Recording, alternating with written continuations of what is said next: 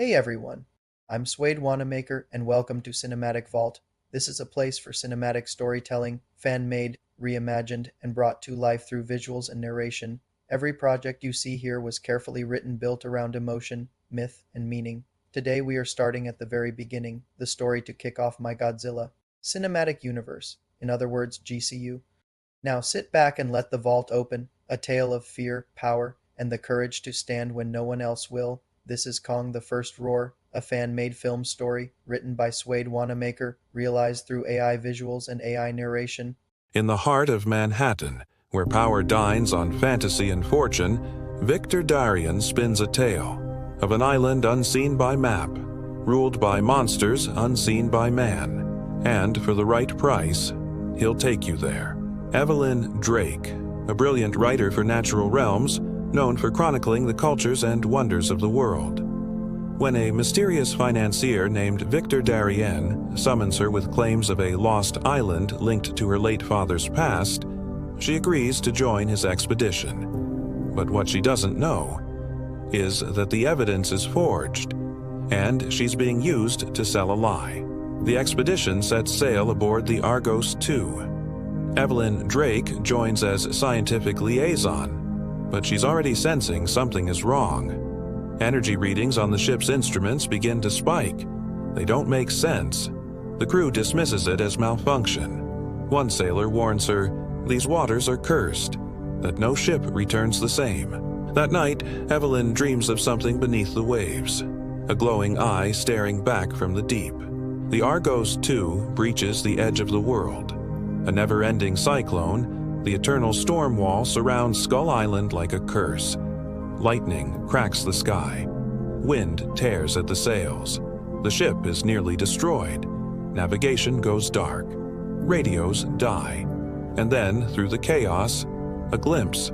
Towering cliffs, strange ruins, the silhouette of an island lost to time. They've made it through, but they're not going home.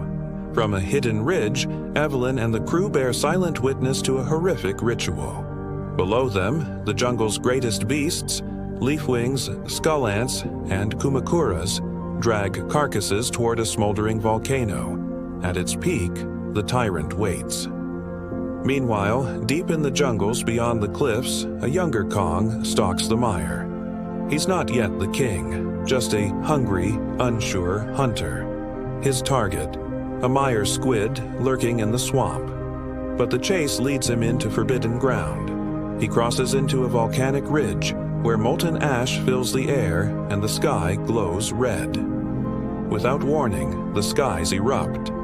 Litra descends, ancient, radiant, her wings ablaze with solar fire.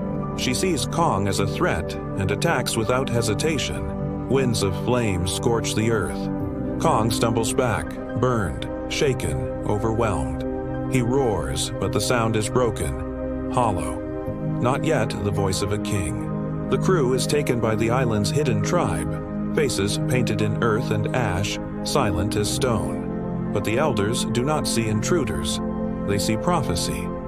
Evelyn Drake, with her striking blue eyes and calming presence, is believed to be the harbinger of change, an omen long foretold. That night, as thunder cracks the sky, a sacred chant rises from the village. A message echoes through the jungle. The guardian will rise when balance breaks. And far off in the dark, something ancient begins to stir. From the jungle's edge, the guardian emerges, not as a tyrant, but as something uncertain, young, watchful. Kong stares down at the humans and they tremble. All but one. Evelyn stands still, not out of courage but instinct. When his massive hand reaches down, she doesn't run. She doesn't flinch. Gently, he lifts her. Their eyes meet. Hers, bright, unafraid. His, curious, searching.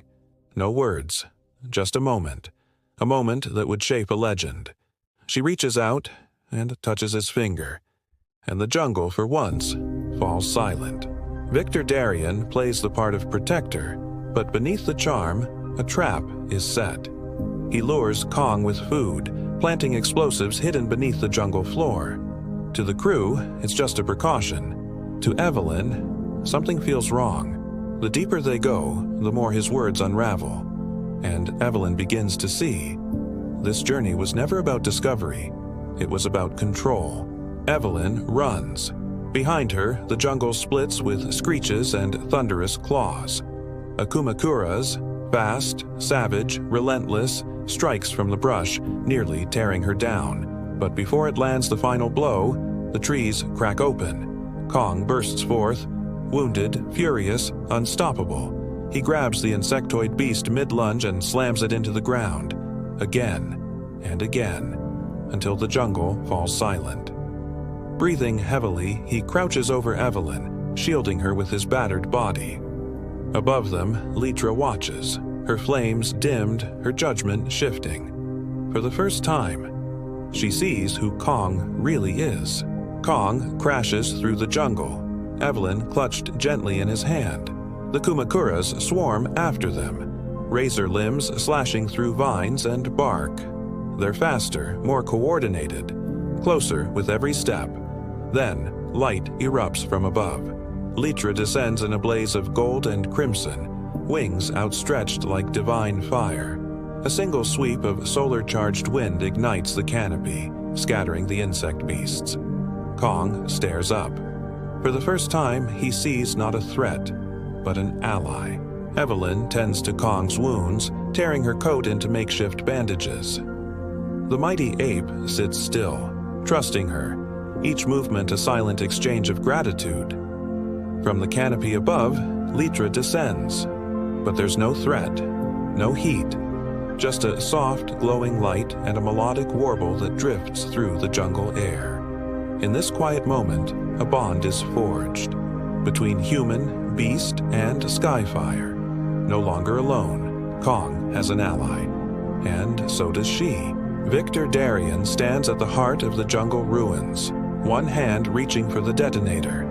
His plan nears its end, but Evelyn steps forward, no longer timid, no longer trusting. Blood streaks her cheek, her voice trembles with rage.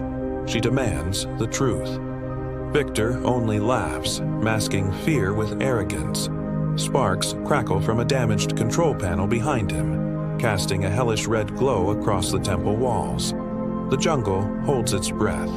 One move, and everything burns. Evelyn slams her fist into the control panel, wires sparking wildly. One of the charges explodes early. The blast knocks Victor across the ruins. He doesn't get back up. Evelyn stumbles, blood trickling from her temple, the air thick with smoke and panic. But in that moment, she's no longer afraid. She made a choice. The final battle begins at the summit of Skull Island's volcano, sacred ground where rulers are made. Gorosaurus arrives, massive and merciless. He's not just challenging Kong, he's enforcing dominance. They clash, teeth, claws, roars that shake the clouds. Kong tries to hold his ground, but he's still young, still unsure. Evelyn's voice cuts through the chaos, raw, desperate, calling his name. At the summit's base, she stands defiant, bloodied but unbroken. Above, Litra circles, crying out, not in anger, but in mourning. Kong hears them both. Not commands, not fear, but belief. He sees her, this fragile human who never ran, who saw more in him than muscle or might. He remembers Litra's wind, the tribe's chants, the quiet trust of a hand on his own. And in that moment, the broken roar within begins to rise again. Kong rises, bloodied but unbroken. His breath heaves, his eyes burn. He grabs a flaming tree, the jungle itself handing him a weapon. With a roar that echoes across the island, he charges. The club strikes like thunder. Gorosaurus stumbles. Kong doesn't stop.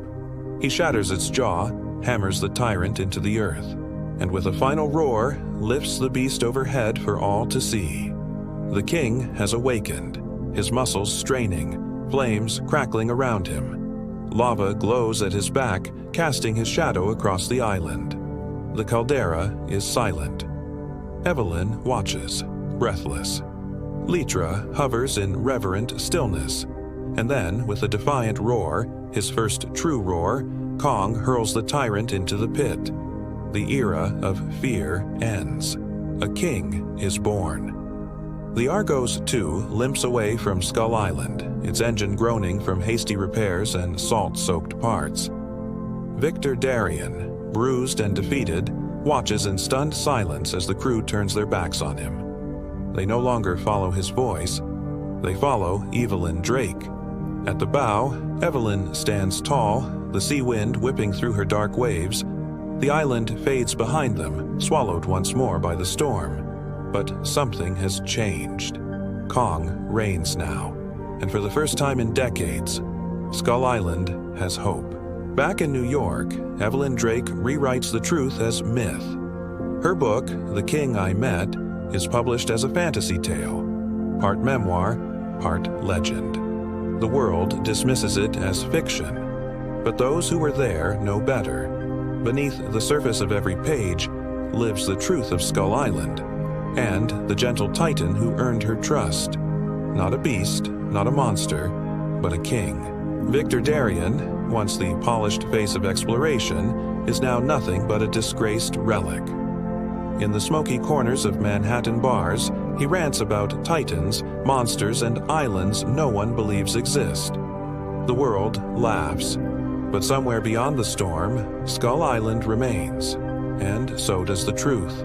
Kong stands alone atop the cliffs of Skull Island, his silhouette framed by the dying light.